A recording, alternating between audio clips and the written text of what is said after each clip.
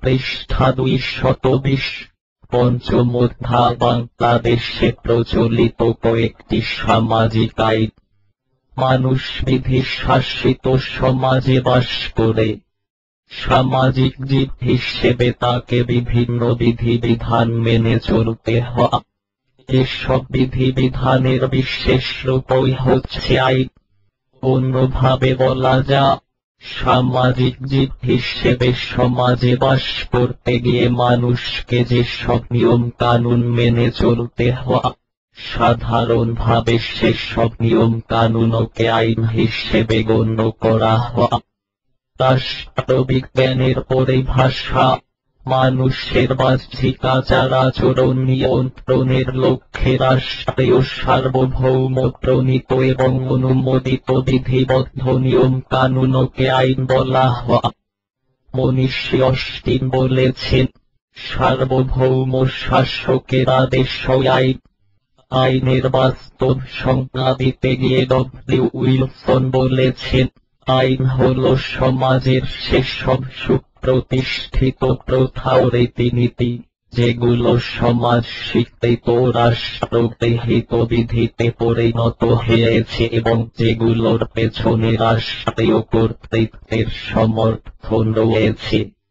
সুতরাং বলা যায়, আইন হল এমন কতগুলো বিধিবিধান, যেগুলো মানুষের বাহ্যিক আচার-আচরণ নিয়ন্ত্রণ করে, যা সমাজের বেশিরভাগ লোক কর্তৃক স্বীকৃত, যা সার্বভৌম কোন কর্তৃপক্ষ প্রণীত এবং যা ভঙ্গ করলে শাস্তির বিধান রয়েছে। সামাজিক আইন, রাষ্ট্রীয় সার্বভৌম প্রণীত যেসব বিধিবিধান ও আইন কানুন সমাজ জীবন হতে অবাঞ্ছিত অবস্থা দূর করে সুন্দর, সুষ্ঠু ও প্রগতিশীল সমাজ গড়ে তুলতে প্রয়াস পায়, সেগুলোই সামাজিক আইন নামে পরিচিত। অন্য কথা, সামাজিক প্রগতি ও উন্নতির প্রতিবন্ধকতা দূর করার লক্ষ্যে যেসব আইনগত ব্যবস্থা রাষ্ট্রীয় সার্বভৌম কর্তৃক প্রণীত হয়, সেগুলোই সামাজিক আইন নামে পরিচিত। সমাজকর্ম অভিধানের ব্যাখ্যা অনুযায়ী, মানব কল্যাণের প্রয়োজন, আয়ের নিরাপত্তা, শিক্ষা ও সাংস্কৃতিক উন্নতি, নাগরিক অধিকার, ভোক্তার স্বার্থ সংরক্ষণ এবং সামাজিক সমস্যা মোকাবেলায় গৃহীত কর্মসূচির সঙ্গে সংশ্লিষ্ট আইনকে সামাজিক আইন বলা হয়। ওয়ান সমাজ কল্যাণ অভিধানের সংজ্ঞা অনুযায়ী, শারীরিক পঙ্গুত্ব, দারিদ্র্য অথবা রাজনৈতিক ও অর্থনৈতিক সুবিধার অভাবে যারা উন্নত জীবন লাভে অক্ষম, সেসব মানুষের প্রয়োজন পূরণের ব্যবস্থা গ্রহণ কিংবা সমাজের স্বল্প সুবিধা প্রাপ্ত শ্রেণীর জন্য সেবা লাভ নিশ্চিতকরণ এবং তাদের অধিকার সংরক্ষণ করতে প্রণীত আইনকে সামাজিক আইন বলা হয়। দুই সমাজ বিজ্ঞান এবং সংশ্লিষ্ট বিজ্ঞান সমূহের অভিধানে উল্লিখিত সংজ্ঞা অনুযায়ী, সমাজের যেসব লোক লিঙ্গ, বয়স, বর্ণ, শারীরিক ও মানসিক দিক দিয়ে পঙ্গুত্ব অথবা কর্মক্ষমতার অভাবে অর্থনৈতিক এবং সামাজিক অভাবে সুষ্ঠু ও সন্তোষজনক জীবনযাপনে অক্ষম, তাদের রক্ষা করার এবং উন্নয়নের জন্য গৃহীত আইনকে সামাজিক আইন বলা হয়। তিন সামাজিক সম্পর্ক, সামাজিক মিথস্ক্রিয়া এবং সামাজিক কল্যাণের সঙ্গে সংশ্লিষ্ট আইনগুলোকে সামাজিক আইন হিসেবে আখ্যায়িত করা হয়। সামাজিক আইনের উদ্দেশ্য ও গুরুত্ব, সুনিয়ন্ত্রিত সমাজ কাঠামো সৃষ্টি করে সমাজের প্রত্যেক ব্যক্তির ন্যায্য অধিকার সংরক্ষণ ও বাহ্যিক আচরণ নিয়ন্ত্রণ করা সামাজিক আইনের মূল লক্ষ্য। এটি সব সময় অনাকাঙ্ক্ষিত অবস্থা রোধ করে বাঞ্ছিত সমাজ কাঠামো গঠনে সাহায্য করে। নিচে সামাজিক আইনের বিশেষ উদ্দেশ্যগুলো উল্লেখ করা হলো। এক, মানুষের সামাজিক আচার আচরণ নিয়ন্ত্রণ। মানুষের একটি সহজাত প্রবৃত্তি হচ্ছে স্বার্থপরতা। ব্যক্তি স্বার্থকে মানুষ সবসময় সমষ্টি স্বার্থের ঊর্ধ্বে স্থান দিয়ে থাকে। অনেক সময় মানুষ ব্যক্তি স্বার্থে যথেচ্ছ আচরণ করে থাকে। সামাজিক আইন সমাজের মানুষের আচার আচরণ নিয়ন্ত্রণের লক্ষ্যে প্রণীত হওয়া, যাতে মানুষ ব্যক্তি স্বার্থের ঊর্ধ্বে সমষ্টি ও সামাজিক স্বার্থের প্রতি সচেতন থেকে বাঞ্ছিত আচরণ করতে সক্ষম হওয়া। আইন মানুষকে তার করণীয় কর্তব্য সম্পর্কে একটি মানদণ্ড প্রদান করে। দার্শনিক প্লেটোর মতে, রাষ্ট্রের আইন মানুষের আচরণের এমন এক মানদণ্ড প্রদান করে, যা নিয়ন্ত্রণের মাধ্যমে মানুষের ক্ষুধা ও প্রবৃত্তিকে সীমিত করে এবং তার পক্ষে যা করা উচিত অথচ সে করতে চায় না, তাকে তা করতে বাধ্য করে। দুই, সমাজ সংস্কার ও গঠনমূলক সামাজিক পরিবর্তনের ইতিবাচক পরিবেশ সৃষ্টি। সামাজিক আইনের অন্যতম গুরুত্বপূর্ণ লক্ষ্য হচ্ছে সমাজ কাঠামো থেকে অবাঞ্ছিত ক্ষতিকর প্রথা প্রতিষ্ঠানের উচ্ছেদ সাধন, যাতে গঠনমূলক সামাজিক পরিবর্তনের পরিবেশ সৃষ্টি ও তা বজায় রাখা যায়। সামাজিক আইনের সমর্থন ছাড়া সমাজ সংস্কার স্থায়ী হতে পারে না। যেমন আইন প্রণয়ন ছাড়া সতীদাহ প্রথা উচ্ছেদ সাধন সম্ভব হয়নি। সামাজিক আইনের মাধ্যমে অপরিকল্পিত পরিবর্তন রোধ এবং পরিকল্পিত পরিবর্তনায়নের প্রচেষ্টা চালানো হয়। পরিবর্তিত অবস্থার সঙ্গে মানুষ যাতে সহজে সামঞ্জস্য বিধানে সক্ষম হয়, সেজন্য সামাজিক আইন সাহায্য করে। 3, সকলের স্বার্থ সংরক্ষণ ও সামাজিক আইন সমাজের সর্বস্তরের জনগণের অধিকার ও স্বার্থ সংরক্ষণে সহায়তা করে। বিশেষ করে সমাজের দুর্বল, অসহায়, বঞ্চিত শ্রেণীর অধিকার ও স্বার্থ সংরক্ষণ করা সামাজিক আইনের অন্যতম লক্ষ্য। পৃষ্ঠা 221। 4, সামাজিক সংহতি ও স্থিতিশীলতা বজায় রাখা। সামাজিক স্থিতিশীলতা ও সংহতি বজায় রেখে সামাজিক মূল্যবোধ, প্রথা, প্রতিষ্ঠান, আচার আচরণ ইত্যাদির মধ্যে সমন্বয় সাধনের অনুকূল পরিবেশ সৃষ্টি করা সামাজিক আইনের লক্ষ্য। 5, ভবিষ্যৎ সামাজিক নিরাপত্তার ব্যবস্থা করা। আকস্মিক দুর্ঘটনা ও বিপর্যয় মোকাবেলায় সামাজিক আইন মানুষের আর্থিক নিরাপত্তা বিধানের নিশ্চয়তা দিয়ে থাকে। ফলে সামাজিক উন্নয়ন ও প্রগতিতে সমাজের মানুষ স্বতঃস্ফূর্ত সহযোগিতা এবং সক্রিয় অংশগ্রহণের অনুপ্রেরণা লাভ করে। 6, সামাজিক সাম্য ও সুবিচার প্রতিষ্ঠা। সামাজিক আইন সমাজের সব শ্রেণীর স্বার্থ সংরক্ষণ ও উন্নয়নের প্রতি সমান গুরুত্ব দিয়ে থাকে। এতে সামাজিক বৈষম্য দূর হয়। সামাজিক সাম্য, ন্যায় বিচার প্রতিষ্ঠা এবং তা সংরক্ষণের রক্ষা কবচ হিসেবে সামাজিক আইন কাজ করে। 7, সামাজিক নীতি বাস্তবায়নের পরিবেশ সৃষ্টি। মানুষের কল্যাণে গৃহীত সামাজিক নীতিমালা অনেক সময় আইনের সমর্থন ছাড়া বাস্তবায়ন করা যায় না। সামাজিক নীতি বাস্তবায়নের উপযুক্ত কাঠামো পরিবেশ সৃষ্টিতে সামাজিক আইন বিশেষভাবে সহায়তা করে। আজ সম্পদ ও সুযোগ সুবিধার সুষম বণ্টন নিশ্চিত করা, অর্থনৈতিক উন্নয়ন ও প্রবৃদ্ধি যাতে সমাজের সর্বস্তরের জনগণ ভোগ করতে পারে, তার জন্য সুষ্ঠু বণ্টন নীতি প্রণয়নে সহায়তা করে সামাজিক আইন। সমাজের সম্পদ ও সুযোগ সুবিধা যাতে বিশেষ কোন শ্রেণীর হাতে কুক্ষিগত না হওয়া, তার যথাযথ ব্যবস্থা গ্রহণের লক্ষ্যে সামাজিক আইন প্রণীত হওয়া। অধিকার ও কর্তব্য সম্পর্কে সচেতন করে তোলা। সামাজিক আইনের অন্যতম লক্ষ্য হচ্ছে সমাজের মানুষকে অধিকার ও কর্তব্য সম্পর্কে সচেতন করে তোলা, যাতে মানুষ আইনগত কাঠামোর অধীনে নিজ অধিকার ভোগের মাধ্যমে অন্যের অধিকারের প্রতি শ্রদ্ধাশীল হয়ে ওঠে।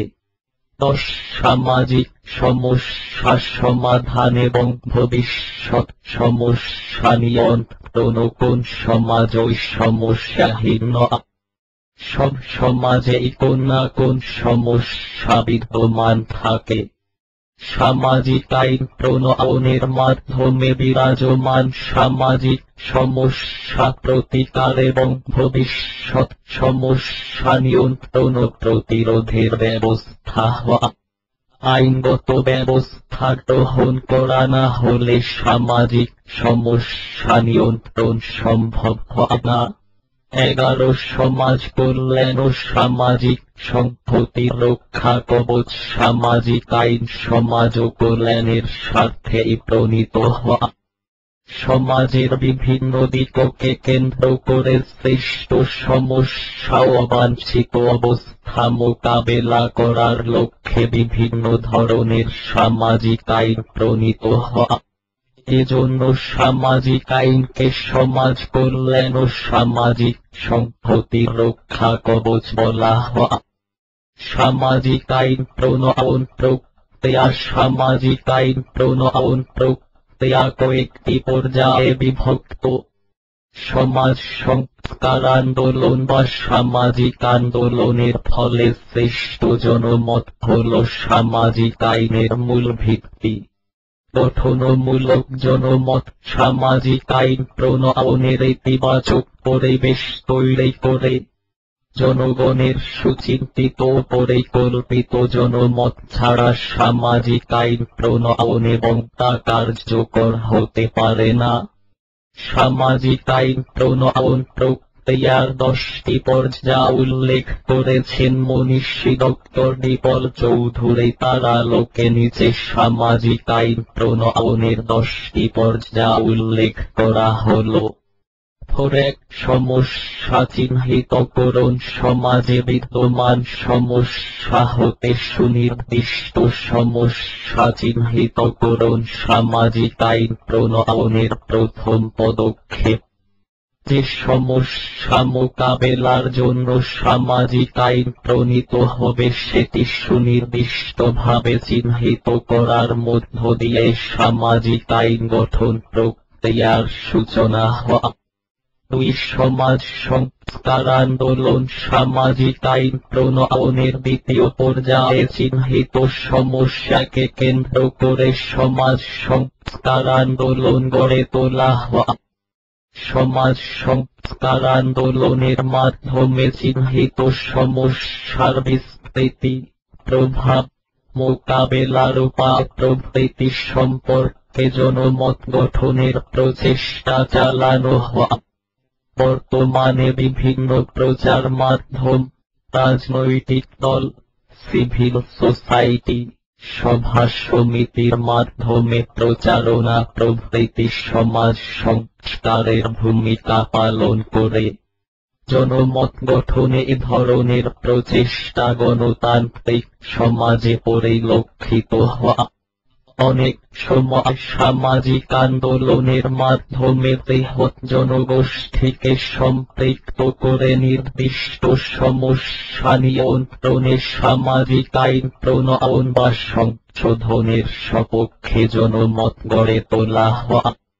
পেশাদার সমাজ ও কর্মের সহায়ক পদ্ধতি সামাজিক কার্যক্রম প্রয়োগের মাধ্যমে সামাজিক আইন প্রণয়নের সপক্ষে জনমত গঠন করা হয়।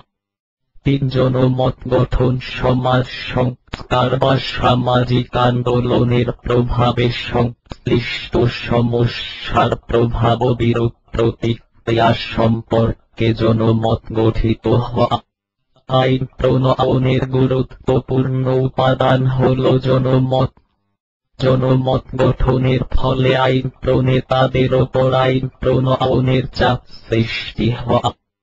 4 নীতিগত সিদ্ধান্ত গ্রহণ জনমত গঠনের পরিপ্রেক্ষিতে সংশ্লিষ্ট সমস্যা মোকাবেলার জন্য আইন প্রণয়নের নীতিগত সিদ্ধান্ত গ্রহণ করা হয়।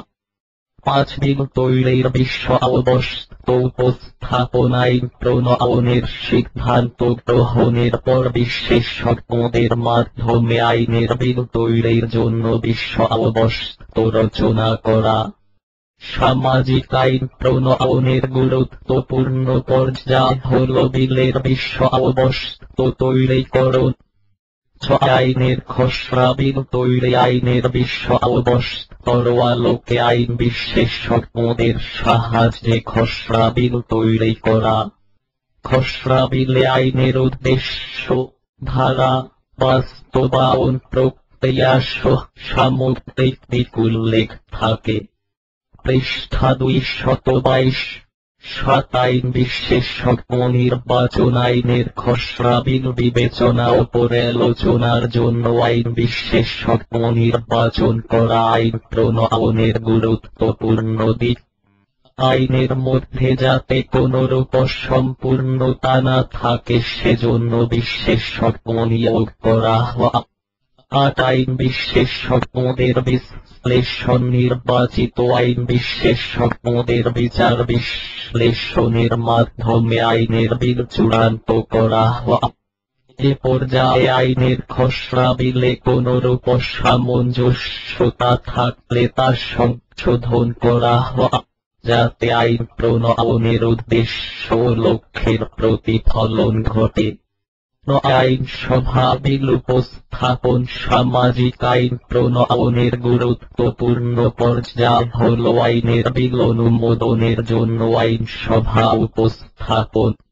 আইনসভা উপস্থাপিত বিলের ওপর খোলাখুলি আলোচনার মাধ্যমে সংখ্যাগরিষ্ঠের ভোটে অনুমোদিত হওয়া। গণতান্ত্রিক ব্যবস্থায় আইনসভার সদস্যদের মতামতের ভিত্তিতে অনেক সময় আইনের বিল জনমত যাচাইয়ের জন্য অথবা আইনসভার সদস্যদের নিয়ে গঠিত কমিটিতে যাচাই বাছাই করে আইনসভা একাধিকবার উপস্থাপন করা হয়। সামাজিক আইনকে অধিক কার্যকরী ও প্রয়োগযোগ্য করে তোলার জন্য আইন পরিষদে খোলাখুলি আলোচনার মাধ্যমে আইনের বিল অনুমোদন করা হয়। 1 রাষ্ট্রপ্রধানের অনুমোদন ও আইন প্রণয়নের চূড়ান্ত পর্যায় হল রাষ্ট্রপ্রধানের মাধ্যমে আইনসভা অনুমোদিত আইনের বিলে সম্মতি প্রদান। রাষ্ট্রপ্রধানের সম্মতি প্রদানের মাধ্যমে আইন পরিষদে পাশকৃত বিল আইনে পরিণত হয়। বাংলাদেশে সামাজিক আইন প্রণয়নে উপরে উক্ত প্রক্রিয়া অনুসরণ করা হয়। যখন জাতীয় সংসদের অর্থাৎ আইনসভার অধিবেশন বা কার্যকারিতা বন্ধ থাকে, তখন রাষ্ট্রপতি অধ্যাদেশ আকারে সামাজিক আইন প্রণয়ন করেন। আইন পরিষদের অনুমোদনের মাধ্যমে পরবর্তীতে অধ্যাদেশ আইনে পরিণত হয়। আইন পরিষদের অনুমোদন না পেলে অধ্যাদেশ হিসেবে বলবৎ থাকে। সামাজিক আইনের সঙ্গে অন্যান্য আইনের পার্থক্য: রাষ্ট্রীয় সার্বভৌম কর্তৃক প্রণীত আইন বিভিন্ন ধরনের হয়, যেমন শাসনতান্ত্রিক আইন, প্রশাসনিক আইন, ফৌজদারি আইন, জরুরি আইন ইত্যাদি। এসব আইনের সঙ্গে সামাজিক আইনের পার্থক্য রয়েছে। শাসনতান্ত্রিক আইন সরকারের বিভিন্ন বিভাগের গঠন ও কার্যাবলী নিয়ন্ত্রণ এবং শাসক ও শাসিতের সম্পর্ক নির্ধারণ করে। প্রশাসনিক আইন রাষ্ট্রের প্রশাসন সংক্রান্ত কার্যাবলী পরিচালনা করে। যেসব আইন দ্বারা রাষ্ট্রীয় অধিকার ভঙ্গ করা হতে বিরত রাখা এবং শাস্তির বিধান রাখা হয়, সেসব আইনকে ফৌজদারি আইন বলা হয়। সামাজিক আইন হল জনগণের স্বার্থে পারস্পরিক সম্পর্ক নির্ধারণ এবং সামাজিক অনাচার দূরীকরণের লক্ষ্যে প্রণীত আইন। সুতরাং দেখা যায়, অন্যান্য আইনের বিষয়বস্তু ও প্রয়োগ ক্ষেত্র হতে সামাজিক আইনের বিষয়বস্তু এবং প্রয়োগ ক্ষেত্র পৃথক। সামাজিক আইন সামাজিক অনাচার ও কুপ্রথা দূরীকরণের লক্ষ্যে প্রণীত। সমাজের দুর্বল, অসহায় ও অক্ষম শ্রেণীর স্বার্থ সংরক্ষণ এবং সমাজের মানুষের ভবিষ্যৎ সামাজিক নিরাপত্তার নিশ্চয়তা বিধানের লক্ষ্যে সামাজিক আইন প্রণীত হয়। যেমন ফৌজদারি আইনের লক্ষ্য হল আইন ভঙ্গকারীর শাস্তির বিধান করা। পক্ষান্তরে সামাজিক আইনের লক্ষ্য হল অপরাধীর চরিত্র সংশোধনের সুযোগ দান করে অপরাধ প্রবণতা দূর করা। সামাজিক আইন সমাজ কল্যাণমূলক কার্যক্রম গ্রহণ ও পরিচালনার সঙ্গে সরাসরি সম্পর্কযুক্ত। শিশু কল্যাণ, পঙ্গু ও প্রতিবন্ধী পুনর্বাসন, এতিম ও পরিত্যক্ত শিশু, ভিক্ষুক পুনর্বাসন, সামাজিক নিরাপত্তামূলক আইন প্রভৃতি আইনগুলো এর প্রকৃষ্ট উদাহরণ। মূলত শাস্তিমূলক ফৌজদারি আইন ও দণ্ডবিধির বিরূপ প্রতিক্রিয়া হতে সমাজের মানুষকে রক্ষা করার লক্ষ্যে সামাজিক আইন প্রণীত হয়। সামাজিক আইনের প্রয়োগ ক্ষেত্র হল সমাজের মানুষের পারস্পরিক সামাজিক সম্পর্ক হতে সৃষ্ট অবাঞ্ছিত অবস্থা দূর করা। দুর্বল, অসহায় ও অক্ষম শ্রেণীর স্বার্থ সংরক্ষণ। সামাজিক অনাচার ও কুপ্রথা হতে সমাজকে মুক্ত রাখা। সমাজের মানুষের আচার আচরণ নিয়ন্ত্রণ করা এবং আইনের নিশ্চয়তা বিধান করে সামাজিক নিরাপত্তার ব্যবস্থা করুন। বাংলাদেশে প্রচলিত কয়েকটি সামাজিক আইন। Probation of offenders Bangladesh amendment act 1960 সালে প্রণীত প্রবেশন অব অফেন্ডার্স অর্ডিন্যান্স এর কতিপয় ধারা সংশোধনপূর্বক সাবেক পূর্ব পাকিস্তান প্রাদেশিক পরিষদে 28 জানুয়ারি 1964 সালে একটি আইন পাস করা হয়।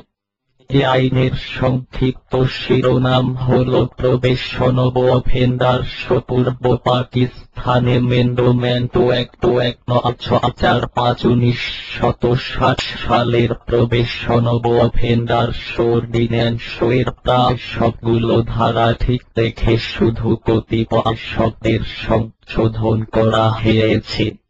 সংশোধিত আইনটি সারা বাংলাদেশের সাবেক পূর্ব পাকিস্তানের জন্য প্রযোজ্য হয়। সংশোধিত আইনে ডাইরেক্টরকে এবং কেন্দ্রীয় সরকারের পরিবর্তে প্রাদেশিক সরকারকে বোঝানো হয়েছে। এছাড়া মূল আইনের কয়েকটি ধারা বিলুপ্ত করা হয়েছে। পৃষ্ঠা 223। 1964 সালের probation of offenders Bangladesh amendment act অপরাধীদের অপরাধ প্রবণতা দূরীকরণের লক্ষ্যে অপরাধ সংশোধনমূলক কার্যক্রমের আইনগত ভিত্তি রচনা করে উক্ত আইনের প্রধান ধারাগুলো নিচে উল্লেখ করা হল। ধারা 4, শর্ত সাপেক্ষে মুক্তি। উক্ত আইনের 4 নং ধারা অনুযায়ী কোন অপরাধী প্রথমবারের মতো অপরাধ করলে বা আদালত কর্তৃক যার অপরাধের কোন পূর্ব রেকর্ড নেই এবং যার কৃত অপরাধের শাস্তি 2 বছরের অধিক হবার যোগ্য নয়, তাহলে বিচারক তার অপরাধের শাস্তি স্থগিত রেখে শর্ত সাপেক্ষে প্রবেশন অফিসারের তত্ত্বাবধানে সংশোধনের জন্য মুক্তি দিতে পারেন। যদি অপরাধীর বয়স, চরিত্র, অতীত ইতিহাস, দৈহিক এবং মানসিক অবস্থা শর্ত সাপেক্ষে মুক্তির অনুকূল বিবেচিত হয়, তাহলে বিচারকের ব্যবস্থা গ্রহণ করতে পারেন। তবে শর্ত সাপেক্ষে মুক্তির মেয়াদ 1 বছরের অধিক হবে না। শর্তগুলো হল অপরাধীকে পুনরায় অপরাধ না করার অঙ্গীকার করা, আদালত কর্তৃক নিয়োগকৃত প্রবেশন কর্মকর্তার তত্ত্বাবধানে বা নির্দিষ্ট জিম্মাদারের আওতায় নির্দিষ্ট বাসস্থানে ও পেশায় নিয়োজিত থাকা, এবং সবার সঙ্গে সুসম্পর্ক বজায় রাখার অঙ্গীকার করা।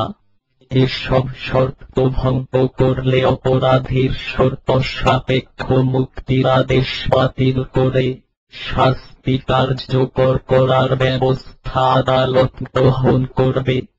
ধারা 5, নির্দিষ্ট অপরাধের প্রবেশন প্রদানে আদালতের ক্ষমতা। যেসব পুরুষ বা মহিলা অপরাধী ফৌজদারি আইন অথবা ফৌজদারি দণ্ডবিধির ধারা অনুযায়ী এরূপ অপরাধ না করে, যার শাস্তি মৃত্যুদণ্ড বা যাবজ্জীবন কারাদণ্ড হতে পারে, তাদেরকে আদালত প্রবেশন অফিসারের তত্ত্বাবধানে কমপক্ষে 1 বছর এবং সর্বোচ্চ 3 বছর পর্যন্ত প্রবেশন মঞ্জুর করতে পারেন। তবে অপরাধীকে জিম্মাদারের আওতায় চুক্তিনামায় সই করতে হবে।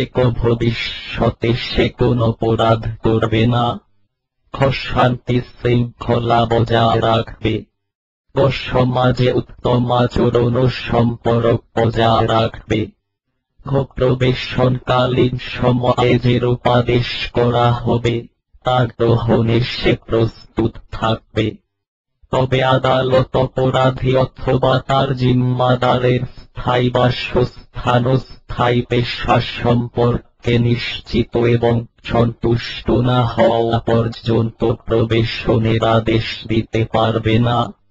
প্রবেশনের আদেশ দানের সঙ্গে আদালত প্রবেশন অফিসারের তত্ত্বাবধানে অপরাধীকে সংশোধন করে সৎ, পরিশ্রমী এবং আইনের প্রতি আনুগত্যশীল নাগরিক হিসেবে সামাজিক ক্ষেত্রে পুনর্বাসনের ব্যবস্থা করতে পারেন।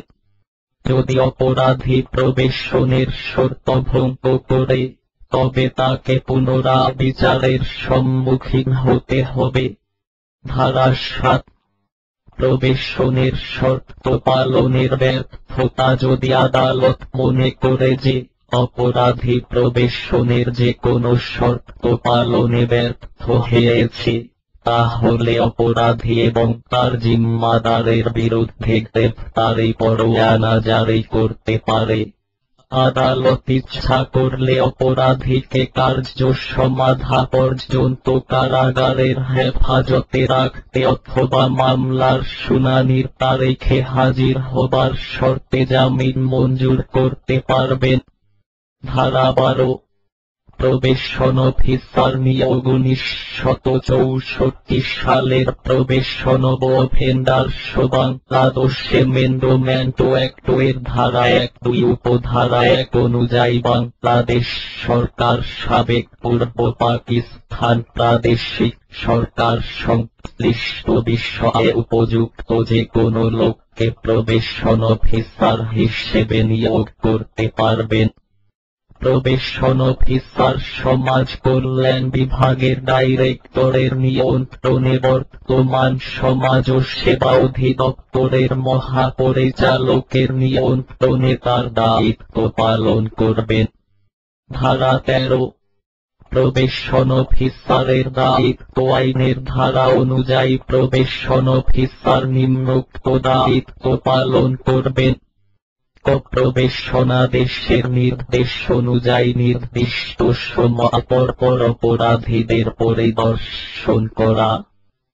প্রবেশনাধীন অপরাধী যথাযথভাবে প্রবেশনের শর্ত পালন করেছে কিনা তা দেখা ও সমাজ কল্যাণ বিভাগের ডাইরেক্টরের নিকট অপরাধীর আচরণ সম্পর্কে প্রতিবেদন পেশ করা।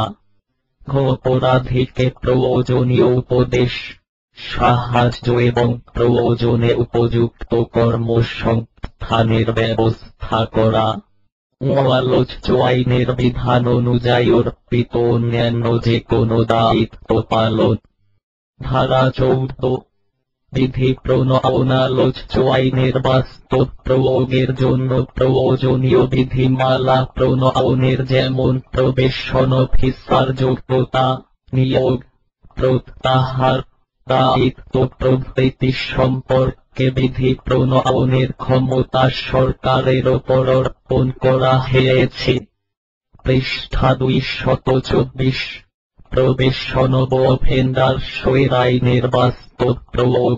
প্রবেশন অফেন্ডার্স অর্ডিন্যান্স 1960 এর সংশোধনী হল probation offenders Bangladesh amendment 1964 act. অপরাধ নিরোধের জন্য শাস্তির চাইতে সংশোধনমূলক কার্যক্রম অধিক কার্যকরী ও ফলপ্রসূ দর্শনের ওপর ভিত্তি করে আইনটি জারি করা হয়। এটি একটি সংশোধনমূলক সামাজিক আইন। এই আইনের বিধান অনুযায়ী কিশোর অপরাধ বা প্রথমবারের মতো অপরাধ করেছে বা আইনের দৃষ্টিতে যাদের অপরাধের কোন পূর্ব রেকর্ড নেই ও যাদের শাস্তি 2 বছরের অধিক হবার যোগ্য নয়, তাদের দৈহিক ও মানসিক অবস্থা বিবেচনা করে শাস্তি স্থগিত রেখে প্রবেশন অফিসারের তত্ত্বাবধানে সংশোধনের জন্য শর্ত সাপেক্ষে মুক্তিদানের ব্যবস্থা রাখা হয়। 1962 সাল হতে বাংলাদেশে আলোচ্য আইনের আওতায় প্রবেশন কার্যক্রম শুরু করা হয়। 1969 সাল হতে কিশোর অপরাধীদের ক্ষেত্রে আলোচ্য আইনটি প্রযোজ্য ছিল। তবে 1974 সালের শিশু আইন প্রণয়নের পর কিশোর অপরাধীদের জন্য পৃথক সংশোধনের ব্যবস্থা করা হয়। সমাজ ও সেবা অধিদপ্তরের নিয়ন্ত্রণে বাংলাদেশে 22টি ইউনিটে উক্ত আইনের বিধান অনুযায়ী প্রবেশন এবং ভোটার কেয়ার সার্ভিস কার্যক্রম বাস্তবায়িত হচ্ছে। এছাড়া দেশে 400টি উপজেলায় প্রবেশন ও ভোটার কেয়ার সার্ভিস বাস্তবায়নে থানা সমাজ ও সেবা অফিসারকে দায়িত্ব দেয়া হয়েছে।